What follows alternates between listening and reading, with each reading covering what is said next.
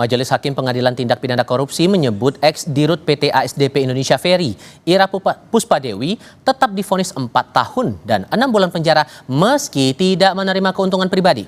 Ira dianggap memberi keuntungan kepada PT Jembatan Nusantara. Lalu apa yang menjadi pertimbangan hakim? Saya diskusikan ini bersama pakar hukum pidana Hipnu Nugroho. Prof. Hipnu, selamat malam dengan Tifal. Selamat malam Mas Tifal. Terima kasih sudah bergabung bersama kami. Dua hal yang menarik di sini. Ada dissenting opinion, ada hakim yang punya pendapat pribadi atau pendapat berbeda. Kemudian disepakati bahwa tidak ada keuntungan pribadi yang didapatkan para terdakwa, terutama terdakwa Ira. Menurut Anda, vonis yang dikeluarkan kemarin itu landasan hukum yang sudah cukup kuat? Ya, ini memang masuk kalau kita kategori korupsi yang korupsi tidak murni ya. Kalau kita lihat tadi memang tidak ada keuntungan. Memang kalau kita lihat dakwaannya ada pasal 3. Pasal 3 itu adalah rumusannya setiap orang atau korporasi yang melawan hukum, menguntungkan diri sendiri atau orang lain atau korporasi. Lah, artinya kalau memang Bu Ira itu tidak, tapi kan orang lain atau korporasi itu yang menjadikan tingkat kerugian yang ditimbulkan oleh kerugian negara. Oleh karena itu dalam hal ini ada suatu perbedaan pendapat. Karena ini rohnya adalah bisnis, akuisisi bisnis itu untuk mendapatkan suatu keuntungan, kan itu Mas. Oleh karena itu di mana kerugiannya? Nah, disitulah yang menjadikan problem. Kalau kita baca-baca dalam akuisisi itu ternyata tampaknya ada suatu tindakan yang tidak cermat, ada kapal-kapal yang bagaimana, kapal yang rusak, kapal yang tenggelam, itu masuk penilaian semua. Nah, sejauh mana kebenaran itu, inilah yang akan menjadikan kerugian itu kerugian suatu negara yang ditimbulkan akibat akuisisi yang bersangkutan. Itu kalau kita versi dari penuntut umum loh ya. Itu kalau kita melihat seperti itulah. Oleh karena itu dalam hal ini konteks korporasi kesengajaan itu kesengajaan kelalaian. Nah, pertanyaannya apakah ada kelalaian? Apakah ada benturan kepentingan? Apakah sudah ada tingkat kehati-hatian? Nah, disinilah saya kira tindakan Bu Ira ini kalau kita melihat dissenting opinion itu adalah perbedaan pendapat.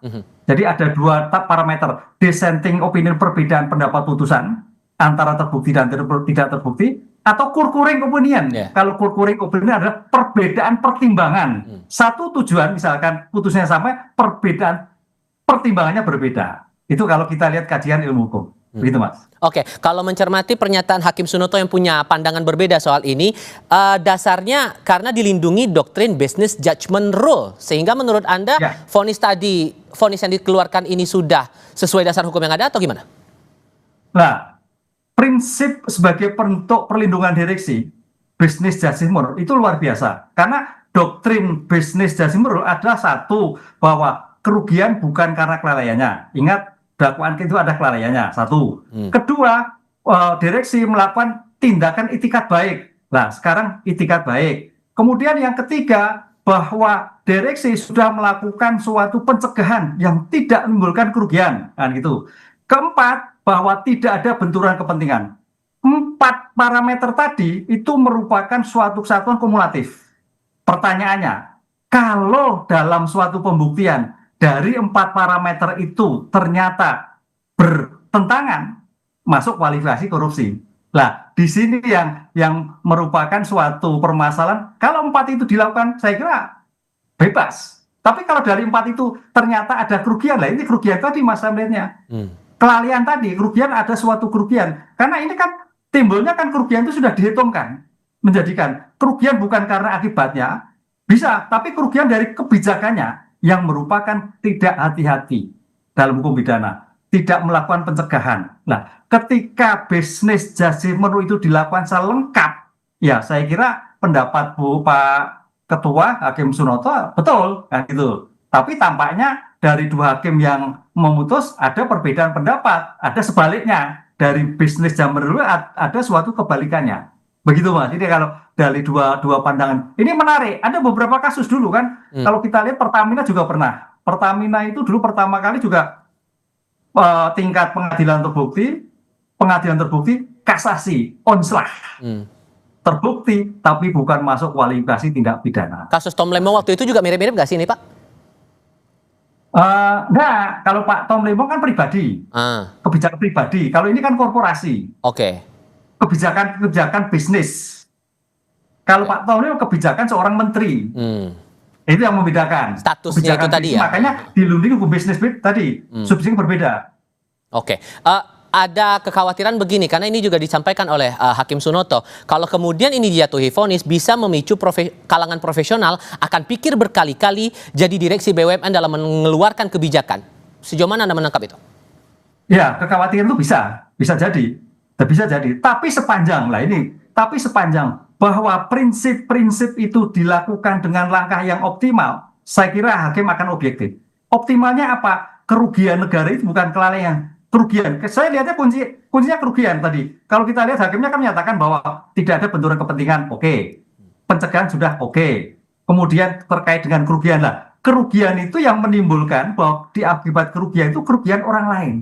Kerugian milik korporasi, keuntungannya yang menimbulkan beban negara. Tadi mengatakan beban negara menjadikan lebih besar. Itu yang menjadikan suatu pandangan dari dua hakim yang menyatakan terbukti, tapi satu hakim menyatakan tidak.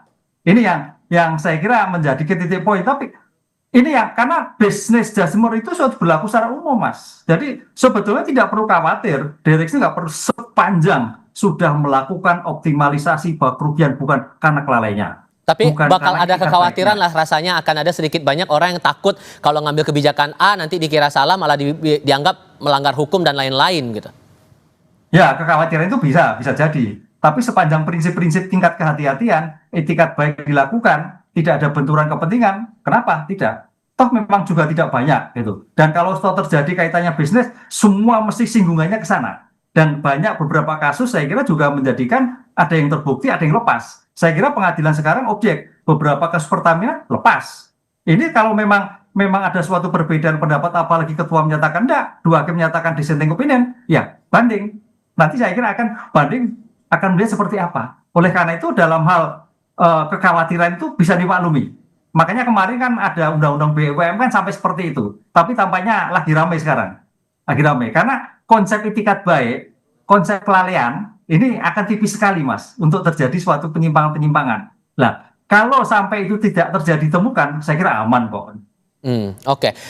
Begini, karena kan dari terdakwa juga mengaku akan masih berdiskusi untuk mengajukan banding. Seandainya banding itu akan diambil, kemudian diproses ke pengadilan tinggi, dengan dasar bahwa ada hakim yang dissenting opinion dan melihat bahwa tidak ada keuntungan pribadi yang diambil oleh para terdakwa, ini menurut Anda proyeksinya akan gimana kalau banding ini dilakukan?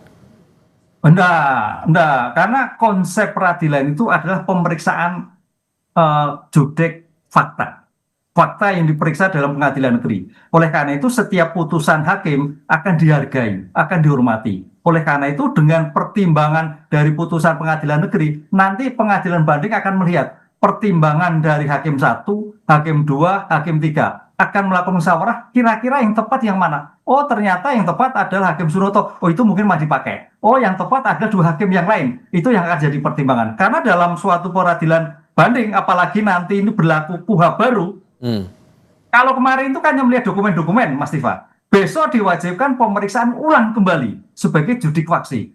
Mudah-mudahan ada suatu perubahan. Perubahan artinya bukan perubahan ringan, perubahan berdasarkan hukum yang terjadi. Apakah ini korupsi total, apakah korupsi tidak murni, apakah ini terkait dengan bisnis. Karena ini akan menjadikan pembelajaran bagi profesional ke depan untuk melakukan tindakan-tindakan hukum. Dan juga pembelajaran bagi penegak hukum kalau mempersangkakan tiap terjadinya suatu kebijakan direksi suatu perusahaan. Jadi pengambilan keputusannya andai kata banding itu akan dilakukan di pengadilan tinggi, Pak, akan rumitkah? Karena kan ini 2 lawan 1 nih. 2 yang mengajukan tetap divonis, sementara 1 dissenting opinion.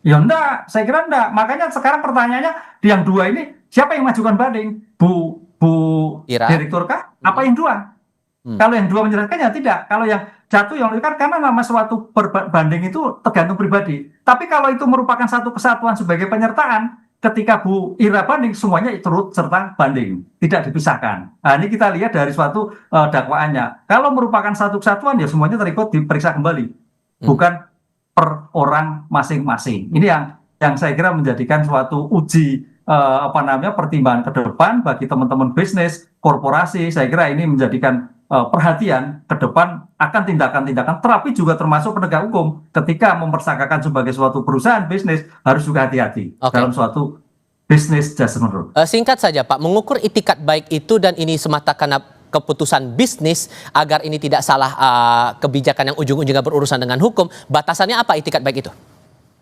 Yang diperbaiki pertama bahwa dibuktikan bahwa kelalaian itu kerugian bukan karena kelalaiannya.